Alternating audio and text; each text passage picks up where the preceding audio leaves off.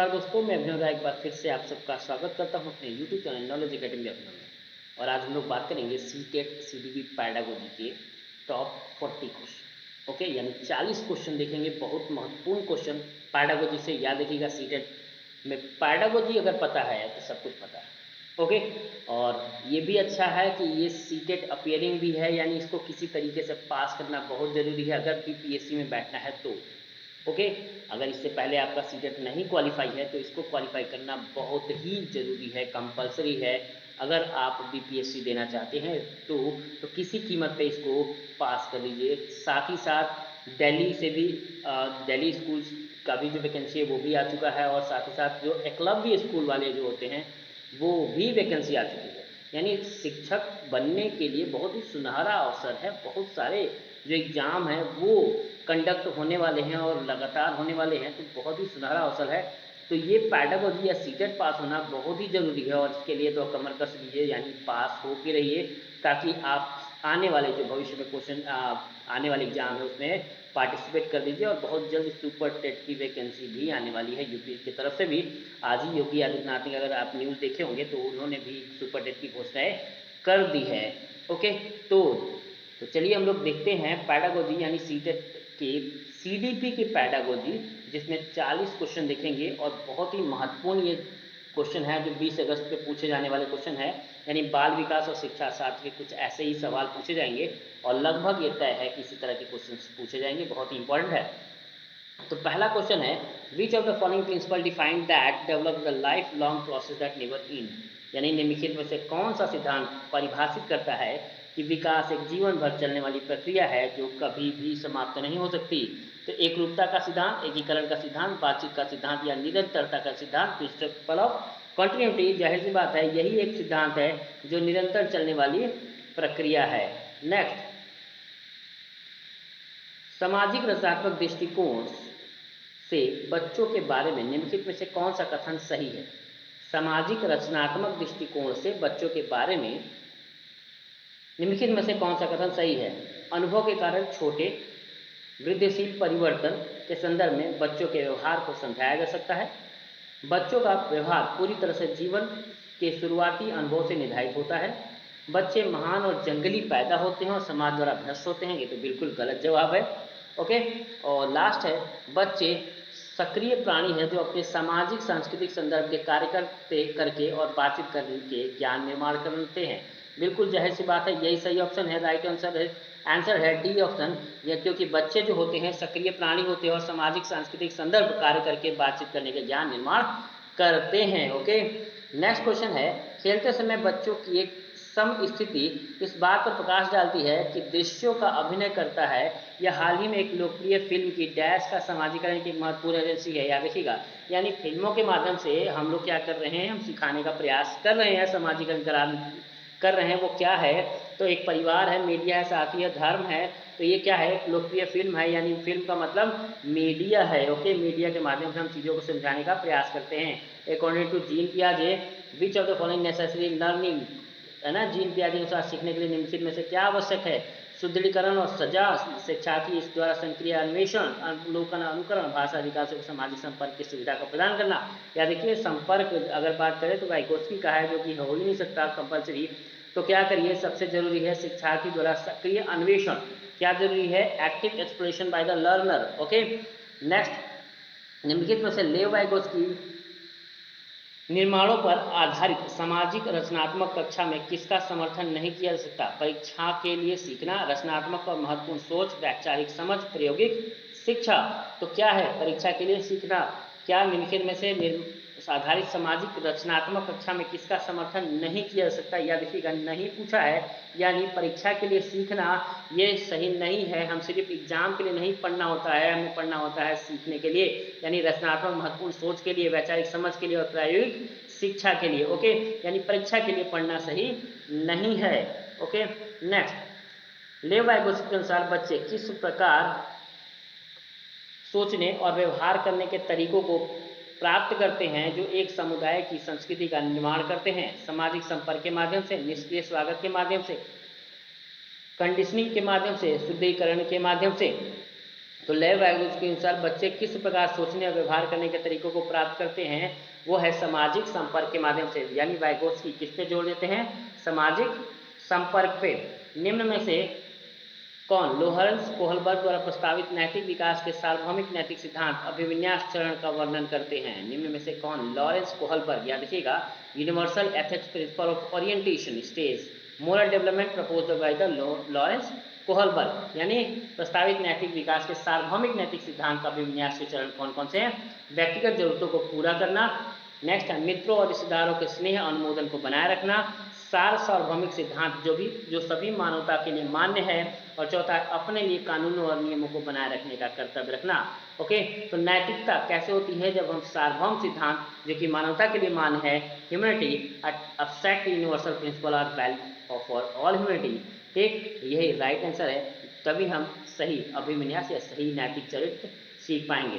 Progressive education view children as, प्रगतिशील शिक्षा बच्चों को किस रूप में देखती है, नैतिकता और नैतिक की उच्च भावना के साथ पैदा हुए, जा ईश्वर प्रदत्त हो, खाली स्लेट के समान, लघु वयस्क जिनकी सोच वयस्कों की तुलना में कम हो, जिज्ञासु प्राणी जो अपने परिवेश की खोज के माध्यम से सीखते हो।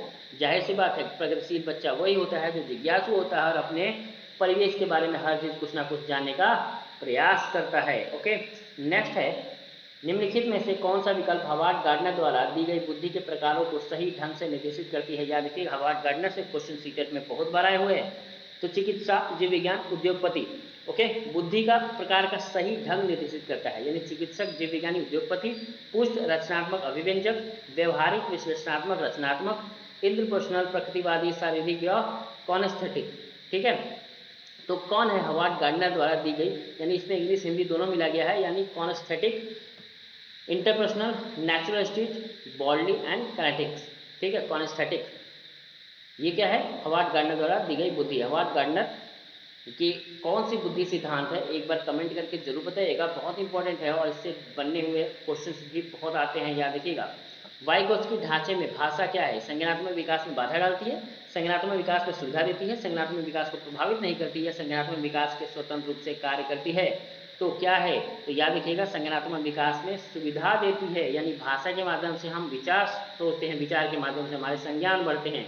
ओके, नेक्स्ट, सहशैक्षिक कक्षा में शिक्षक का कौन सा व्यवहार जेंडर रूढ़िवादिता को पुष्ट करेगा और इसलिए इससे बचना चाहिए। सहशैक्षिक कक्षा में शिक्षकों का कौन सा व्यवहार जेंडर रूढ़िवादिता को पुष्ट करेगा और इसलिए इससे बचना चाहिए। तो पहला ऑप्शन है समान लिंग समूह बनाना और लड़कों और लड़कियों को अलग अलग सीखने के कार्य आवंटन करना। क्या ये सही है, अलग अलग कार्य आवंटन करना। नेक्स्ट, गैर अनुरूपतावादी भूमिकाओं में पुरुषों और महिलाओं को दिखाना, ये भी गलत बात है। ठीक, एक सामाजिक निर्माण के रूप में लिंग पर चर्चा करना, लिंग तटस्थ भाषा का उपयोग करना, लिंग तटस्थ भाषा का उपयोग करना। क्या कौन सा क्वेश्चन ऑप्शन सही है, कौन सा जेंडर रूढ़िवादिता को पुष्ट करता है, शैक्षिक शिक्षा में कौन सा व्यवहार जेंडर रूढ़िवादिता को पुष्ट करता है और इससे बचना चाहिए, यानी ये जेंडर रूढ़िवादिता दिखाता है। तो याद रखिएगा, समान लिंग समूह बनाना और लड़के लड़कियों को अलग अलग सीख की और बांटना, ये जेंडर रूढ़िवादिता है, इसलिए टीचर को इससे बचना चाहिए। Okay, right answer A. निम्नलिखित में से कौन एक प्रभावी सामाजिक रचनात्मक कक्षा की विशेषता है। याद रखिएगा, प्रभावी सामाजिक रचनात्मक कक्षा की विशेषता है socio constructivities classroom, effective socio constructivities classroom. कौन सा है प्रभावी सामाजिक रचनात्मक कक्षा। तो पहला है प्रश्नों के उत्तर देने के लिए निश्चित चरण शिक्षक द्वारा बोर्ड पर लिखे गए हैं ताकि छात्र इस कॉपी कर सके। दूसरा, किसी समस्या तक पहुंचने और हल करने के लिए केवल एक ही सही प्रक्रिया दिया जाता है। तीसरा है बच्चों को मुख्य श्रोता बनने से प्रोत्साहित किया जाता है और दोहराव और याद करने पर जोर दिया जाता है। और चौथा है समूह कार्य और समूह समस्या समाधान को प्रोत्साहित किया जाता है। याद रखिए, समूह कार्य यानी ग्रुप वर्क और ग्रुप प्रॉब्लम सॉल्विंग करेंगे तो समाज में रह के बच्चा कुछ ना कुछ सीखेगा और एक दूसरे से मिलकर भी बहुत कुछ सीख सकता है। नेक्स्ट, राष्ट्रीय शिक्षा नीति 2020 बच्चों के मूल्यांकन के लिए निम्नलिखित में से कौन सा उपकरण या तरीके प्रस्तावित करता है, यानी national education policy 2020 propose the assessment of children, role play, समूह कार्य, पोर्टफोलियो या परियोजना। कौन सा है, यानी फर्स्ट और थर्ड है, फर्स्ट सेकेंड फोर्थ है, यानी सेकेंड थर्ड फोर्थ है, या फर्स्ट, सेकंड, थर्ड, फोर्थ सारे सही हैं। तो याद रखिएगा सारे के सारे सही हैं। रोल प्ले के माध्यम से भी, समूह कार्य के माध्यम से, पोर्टफोलियो और परियोजना, इन चारों से ही हम बच्चे का मूल्यांकन कर सकते हैं। एसरेशन है एक अभिकथन, एक शिक्षक को अपनी कक्षा में बच्चों के सामाजिक सांस्कृतिक संदर्भों को प्राथमिकता देते हुए सांस्कृतिक रूप से उत्तरदायी शिक्षा शास्त्र अपनाना चाहिए। क्या क्या अभिकथन है? एक शिक्षक को अपनी कक्षा में बच्चों के सामाजिक सांस्कृतिक संदर्भों को प्राथमिकता देते हुए सांस्कृतिक रूप से उत्तरदायी शिक्षा शास्त्र अपनाना चाहिए। कारण यह है कि विद्यालयों को संचित समान पाठ्यक्रम का पालन करने की आवश्यकता है और कक्षा में व्यक्तिगत भिन्नताओं पर विचार नहीं किया जाना चाहिए। सही विकल्प चुनिए। क्या नहीं किया जाना चाहिए? तो सही विकल्प क्या होगा? कौन सा कथन सही है, कौन सा कथन गलत है? ठीक, तो A is true but R is false. जाहिर सी बात है फॉल्स होगा, व्यक्तिगत भिन्नताओं पर विचार नहीं किया जाना चाहिए, तो सबसे सरासर गलत है। तो आर जो है असत्य है। Okay, C option right. Dyscalculia की पहचान करने वाली विशेषता क्या है? बहुत ही आसान सा क्वेश्चन है। डिस्कैलकुलिया की पहचान करने वाली विशेषता क्या है? बिगड़ा हुआ गणित, गणन कौशल और कौशलों की गणितों के तथ्यों को समझने में कठिनाई, असावधानी, अति सक्रिय और आवेग को न समझ पाना, मौलिक प्रवाह, लचीलापन, मांसपेशियां नियंत्रण, गति, सामान्य कठिनाई। जाहिर सी बात है डिस्कैलकुलिया अगर हम बात करें तो गणित कौशल को न समझ पाने की चुनौतियां हैं। ओके, नेक्स्ट, भाषा विकास के सबसे संवेदनशील समय निम्नलिखित में से कौन सा होता है? वयस्क अवस्था, प्रारंभिक बचपन की अवस्था, जन्म पूर्व का समय, मध्यकाल की अवस्था। याद रखिएगा कौन सी अवस्था? प्रारंभिक बचपन का समय। ओके, तो ये क्वेश्चन बहुत ही महत्वपूर्ण है। अगर पसंद आए तो वीडियो को लाइक जरूर कर दीजिएगा, और अगर कोई तैयारी कर रहे हैं आप तो वहाँ पे शेयर कर दीजिए। नए हैं चैनल पे तो सब्सक्राइब कर लीजिए चैनल को। विकास कभी ना समाप्त होने वाली प्रक्रिया है। यह विचार किससे संबंधित है? निरंतरता से, सिद्धांत से। बिल्कुल ये आसान सा क्वेश्चन है, निरंतरता के सिद्धांत से। इस अवस्था में बच्चे अपने समवयस्क समूह के सक्रिय सदस्य बन जाते हैं। जाहिर सी बात है कब बनेंगे? किशोरावस्था में अपने समवयस्क समूह का सक्रिय सदस्य बन जाते हैं। अवधारणाओं का विकास मुख्य रूप से किसका हिस्सा है? सामाजिक विकास का, शारीरिक विकास का, बौद्धिक विकास का, संवेगात्मक विकास का। अवधारणा मतलब समझदारी, अंडरस्टैंडिंग। किससे है? बौद्धिक विकास से। किससे संबंधित है? बौद्धिक विकास से। मानव विकास कुछ विशेष सिद्धांतों पर आधारित होता है, तो बताइए इस विशेष सिद्धांतों पर आधारित होता है, तो बताइए निम्नलिखित में से कौन सा मानव विकास का सिद्धांत नहीं है? प्रतिवर्ती, सामान्य से विशिष्ट किरण, अनुक्रमिकता, निरंतरता। जाहिर सी बात है सामान्य से विशिष्ट भी है, अनुक्रमिकता भी है, निरंतरता भी नहीं है, प्रतिवर्ती नहीं है, और यही क्वेश्चन पूछा है, यानी राइट आंसर ए है। सीखने के वक्र अभ्यास द्वारा सीखने की मात्रा, गति और प्रगति सीमा को ग्राफ पर प्रदर्शित करता है। यह कथन किसका है? रॉस, एमिंगहॉस, स्किनर या एम.एस. विग्गी का? जाहिर सी बात है किसका है ये? एमिंगहॉस का। ओके, अनुकूलित अनुक्रिया सिद्धांत किसके अनुकरण पर बल देता है? व्यवहार, चिंतन, तर्क या अभिप्रेरणा? जाहिर सी बात है किसका? व्यवहार का। व्यवहार पर डिपेंड करता है ये। निम्नलिखित में से मस्तिष्क की संरचना तथा कृत्यों में विभेदन का परिणाम होता है। मस्तिष्क की संरचना और कृत्यों में विभेदन का परिणाम होता है। तनाव, पिछड़ापन, डिसलेक्सिया या इनमें से कोई नहीं? तो ये क्या है? डिसलेक्सिया, यानी मस्तिष्क की संरचना और कृत्यों में विभेदन, यानी क्रियाएं जो होती है, एक्टिविटी जो होती है वो हम कर। निम्नलिखित में से कौन सी प्रगतिशील शिक्षा की विशेषता है? केवल प्रस्तावित पाठ्यपुस्तक पर आधारित अनुदेश, परीक्षा में अच्छे अंक प्राप्त करने पर बल, बार बार ली जाने वाली परीक्षाएं या समय सारणी में बैठने की व्यवस्था का लचीलापन। जाहिर सी बात है प्रगतिशील शिक्षा के लिए लचीलापन का होना जरूरी है। बार बार परीक्षाएं अच्छी बात नहीं होती, और अच्छे अंक प्राप्त करने के लिए सिर्फ बल दिया जाए तो ये भी अच्छी बात नहीं हो सकती। केवल जहां देखें वहां पे हम आंख बंद करके काट देते हैं, यानी ये सही नहीं है। तो समय सारणी में बैठने की व्यवस्था और लचीलापन होना चाहिए। प्रतिभाशाली शिक्षार्थी कौन है? जो अवसारी चिंतन होता है, बहिर्मुखी होता है, बहुत परिश्रमी होता है, अभिसारी चिंतक होता है। याद रखिए प्रतिभाशाली का मतलब अवसारी चिंतक, चिंतन करने वाला। बच्चों में प्रतिभाशीलता डैश के कारण हो सकती है? एक संसाधन समृद्धि वातावरण के कारण, सफल माता पिता के वजह के कारण, एक अनुवांशिक दिनचर्या की वजह से, अनुवांशिक और वातावरण के बीच अंतःक्रिया की वजह से। याद रखिए प्रभावित, अगर हम कहते हैं प्रभावित किसी भी चीज़ को करता है वो अनुवांशिक और वातावरण दोनों मिल के करते हैं। ओके, नेक्स्ट, शिक्षा का अधिकार अधिनियम 2009 निर्दिष्ट किया गया है कि कक्षा 1 से 5 तक यदि प्रवेश दिए गए विद्यार्थियों की संख्या 200 से अधिक है तो विद्यार्थी में अध्यापक अनुपात कितना होगा? 30, 40, 45, 50। ठीक, या देखिएगा कितना होगा? 40 का। अगर 100 से ज़्यादा है वहाँ पे तो 1 पे 40 बच्चे हो सकते हैं। या देखिएगा 1 पे 40 बच्चे हो सकते हैं, ये 2009 कहता है, लेकिन वो तब जब 100 बच्चे ज़्यादा हों तो। ओके, नेक्स्ट, कक्षा में सृजनात्मक और प्रभावशाली बच्चों के लिए आवश्यक हस्तक्षेप निर्भर करता है। उन्हें अधिक समय दिए जाने पर, उन्हें प्रति स्नेही होने पर, उन्हें अन्य बच्चों को पढ़ाने की जिम्मेदारी देने पर, या शिक्षक द्वारा अनुकूलित और प्रेरक निर्देश तरीकों के उपयोग पर। तो सृजनात्मक और प्रभावशाली बच्चों के लिए आवश्यक हस्तक्षेप निर्भर करता है किस पे? शिक्षक द्वारा अनुकूलित और प्रेरक निर्देश तरीकों के उपयोग पर। ओके, नेक्स्ट, निम्नलिखित में से कौन से शिक्षक द्वारा कक्षा में बच्चों के लिए समस्या हल करने के तरीकों का वर्णन नहीं कर सकता? याद रखिएगा, क्या कह रहा है? नहीं कर सकता। कुछ हल करते समय गलतियों को करने के प्रति ईमानदार रहना, सोच विचार परीक्षण और विभिन्न स्तरों जैसे शब्दावली का प्रयोग करना, अभिसरण उत्तरों वाले प्रश्न पूछना, किसी विशेष समस्या को हल करने के बारे में अपनी विचार प्रक्रिया पर चर्चा करना। याद देखिए, बहुत अच्छी बात है चर्चा करना। शब्दावलियों का सोच विचार परीक्षण के विभिन्न उत्तरों जैसे शब्दावलियों का प्रयोग करना भी सही है। कुछ हल करते समय गलतियों के प्रति ईमानदार रहना भी सही है। गलतियां ईमानदारी से करेंगे तभी जाकर उसको हम सही कर पाएंगे, गलतियां पकड़ पाएंगे। तो क्या नहीं है? तो वो है अभिसरण उत्तरों वाला प्रश्न पूछना, यानी नॉर्मल एक प्रश्न पूछ लेना, इससे किसी की सुधार नहीं होता। राष्ट्रीय रूपरेखा 2005 के अनुसार अधिगम स्वभाव में डैश और डैश होता है, यानी सक्रिय सामाजिक होता है, निष्क्रिय सरल होता है। निष्क्रिय तो हो ही नहीं सकता, निष्क्रिय बिल्कुल आंख बंद करके काट दिए, सक्रिय या सरल होता है। तो राष्ट्रीय रूपरेखा 2005 के अनुसार अधिगम स्वभाव में सक्रिय होता है और सामाजिक होता है। ओके, नेक्स्ट, प्रगतिशील कक्षा में प्रगतिशील शिक्षा के बारे में निम्नलिखित में से कौन सा कथन बताता है कि शिक्षा स्वयं ही जीवन है? स्कूलों की आवश्यकता नहीं है, बच्चे अपने जीवन के अनुभव से सीख सकते हैं।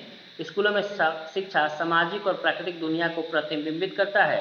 जीवन सच्चा शिक्षक है और स्कूल शिक्षा को यथासंभव लंबे समय तक जारी रखना चाहिए।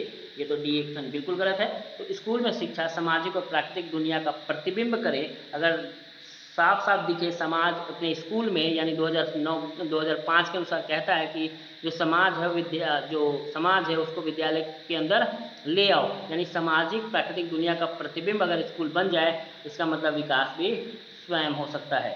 ओके, नेक्स्ट, कोहलबर्ग के सिद्धांत के योगदान के रूप में निम्नलिखित में से कैसा माना जा सकता है? निम्नलिखित में से कौन माना जाता है? इस सिद्धांत से विस्तृत परीक्षण प्रक्रिया आए हैं, या नैतिक तर्क और कार्रवाई के बीच एक स्पष्ट संबंध स्थापित करता है। उनका विश्वास है कि बच्चे जो होते हैं नैतिक दार्शनिक होते हैं, और इस सिद्धांत ने संज्ञानात्मक परिपक्वता और नैतिक प्रवृत्ति के बीच एक सहयोग का समर्थन किया है। जाहिर सी बात है, याद रखिए पियाजे को ही ये अपना मानते हैं, गुरु मानते हैं, और उन्हीं के अकॉर्डिंग, उन्हीं के नियमों को आधारित मानते हुए उन्होंने अपने नैतिक परिपक्वता का सिद्धांत दिया था। यानी संज्ञानात्मक परिपक्वता और नैतिक परिपक्वता के बीच एक सहयोग का समर्थन किया है। सृजनशील मौलिक परिणामों को अभिव्यक्त करने की मानसिक क्रिया है। उपरोक्त कथन किसके द्वारा किया गया है? स्किनर, जेम्स डेवर, रॉस या क्रो एंड क्रो के अनुसार। तो ये किसके अनुसार है? क्रो एंड क्रो के अनुसार। ओके, एक भाषा शिक्षक कक्षा में कविता का विवरण समझाकर कक्षा में कविता पढ़ा रहा है और छात्रों को स्पष्टीकरण से निष्कर्ष निकालने या व्यापक विचार करने के लिए कह रहा है। निम्नलिखित में से यह किसका उदाहरण है? याद रखिएगा, कब शिक्षा कक्षा में कविता का विवरण समझा कर दिया है, यानी समझा दिया है, उसके बाद कविता पढ़ रहा है और स्पष्टीकरण करने के लिए, निष्कर्ष निकालने के लिए, विचार करने के लिए कह रहा है। तो किसका उदाहरण है? आगमनात्मक तर्क का, निगमनात्मक तर्क का, अवधारणात्मक मानचित्रण का या परिकल्पनात्मक परीक्षण का। ठीक है, वो क्या कह रहा है, यानी सोचने पे मजबूर कह रहा है। वो क्या है? आगमनात्मक तर्क का। पहले आप सुन चुके हो, सुनो, समझो और फिर बताओ कि इसका क्या विचार होगा। ये क्या है? आगमनात्मक तर्क का। संभाषण में अर्थ का लघुत्तम इकाई क्या है? शब्द, पद, ध्वनिग्राम या रूपग्राम। ठीक, ये क्या है? रूपग्राम। ओके, नेक्स्ट, किसके अनुसार व्यक्ति के व्यवहार एक समग्र गुणवत्ता है? अल्पोर्ट, वुडवर्थ, रॉस या बोरिंग। यानी व्यक्तित्व व्यक्ति के व्यवहार का एक समग्र गुणवत्ता है, वो है वुडवर्थ के अनुसार। ठीक, याद रखिएगा, ये इस तरह क्वेश्चन ना के बराबर पूछे जाते हैं, ये ना ही पूछे जाते हैं, क्योंकि पैडागॉजी वाले क्वेश्चन आते हैं तो नाम वाले क्वेश्चन नहीं आते, लेकिन कभी कभी गलती से पूछ लिए जाते हैं। जीवन का अनोखा काल माना गया है शैशवावस्था को, बाल्यावस्था को, किशोरावस्था को, प्रौढ़ावस्था को। तो किसको माना गया है? बाल्यावस्था को। बालकों का सर्वाधिक रूप से में बौद्धिक क्षमता का विकास होता है घर में, मित्रों के साथ और अंतः क्रिया करके, विद्यालय एवं कक्षा में, खेल के मैदान में। तो सर्वाधिक बौद्धिक क्षमता विद्यालय एवं कक्षा में होता है। नेक्स्ट, आपकी कक्षा के कुछ छात्र अति मेधावी भी हैं, आपने किस तरह से पढ़ाएंगे? यानी जब वे चाहें जब तब पढ़ाएंगे, कक्षा के साथ पढ़ाएंगे, समृद्धिकरण कार्यक्रम के द्वारा पढ़ाएंगे या उच्च कक्षा के साथ पढ़ाएंगे। तो याद रखिए कैसे पढ़ाएंगे? समृद्धिकरण कार्यक्रमों के द्वारा पढ़ाएंगे। और लास्ट क्वेश्चन है, चरित्र का विकास होता है नैतिकता के द्वारा, बाल एवं व्यवहार द्वारा, इच्छा शक्ति द्वारा या उपयुक्त सभी के द्वारा। तो चरित्र का विकास सभी के द्वारा होता है। ओके, याद रखिए ये 40 क्वेश्चन है जिसके मैक्सिमम आने के चांसेस हैं। तो कैसा लगा, अगर पसंद आए तो चैनल को लाइक जरूर कर दीजिएगा। ओके, आज के लिए इतना ही, धन्यवाद, नमस्कार।